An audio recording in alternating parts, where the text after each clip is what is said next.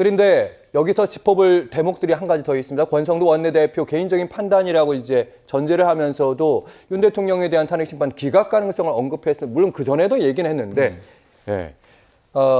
본인도 이제 박근혜 전 대통령에 대한 탄핵 심판에서 검사 역할을 했었죠. 예.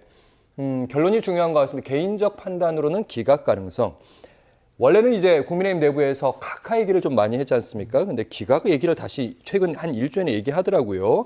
그렇다면 최근에 보니까 분위기가 또 대체로 국민의힘 쪽에서 원하는 사법적 판결이 많이 나왔어요. 혹시 그래서 권성동 원내대표가 뭔가를 알고 얘기하는 거 아닌가?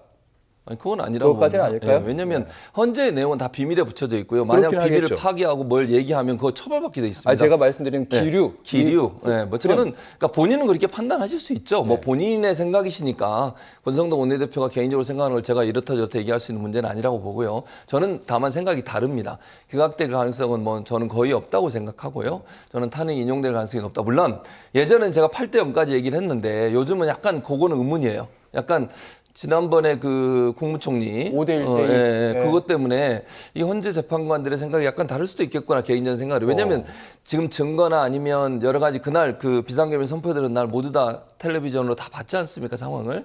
그런 상황인데 그거를 탄핵을 안 하면 과연 이게 상식적인 선인가. 저는 그런 생각을 해서 8대 0이 될 거라고 생각을 했었는데 근데 한덕수 총리에 대한 탄핵 결과를 보면서 탄핵 심판 결과를 보면서 이게 또 다를 수도 있겠구나 하는 의문이 들더라고요. 확실한 건 이견은 확실히 있는 거 같아요. 그럴 가능성이 있다고 보여져요. 그러나 그렇다고 하더라도 탄핵이 되지 않을 가능성은 저는 거의 없다고 생각합니다. 예, 아무리 뭐 윤석열 대통령이 지명하고 임명한 분들이라 하더라도 그거는 상식적 선에서 보고 법률적 판단을 해야 되는 거잖아요. 예. 그리고 만약에 이거를 기각을 해가지고 윤석열 대통령이 복귀를 하게 되면 사실은 비상계엄 2시간짜리니까 괜찮다고 하는 것이 받아들여지는 거잖아요.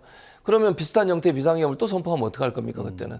이게 정말 논리적으로도 맞지 않고 국민들도 납득이 안 되는 상황이 될 거라고 생각하기 때문에 한덕수 총리의 판단과는 좀 다르게 저는 인용될 가능성이 높다고 개인적으로 생각하고요. 아마 권성동 원내대표 본인의 생각을 말씀하신 거니까 그건 그것대로 또 제가 그냥 듣도록 하겠습니다. 알겠습니다. 최근에 이제 사법적 판단의 분위기가 국민의힘 쪽에 웃어주는 판단 분위기들이 좀 곧잘 나왔습니다. 그래서 민주당에서는 이거 사법부의 정치적 영향력, 보이지 않는 손이 곳곳에서 작용하는 거 아니냐. 소몽기 위원장님. 김민석 의원이 본인이 보이지 않는 손으로 작용하고 싶은 게 아닌가 하는 그런 생각이 듭니다. 이 경제 쪽에 쓰이는 용어를 굳이 정치 쪽으로까지 끌어들여가지고 이렇게 얘기하는데 이거 음모론이고요.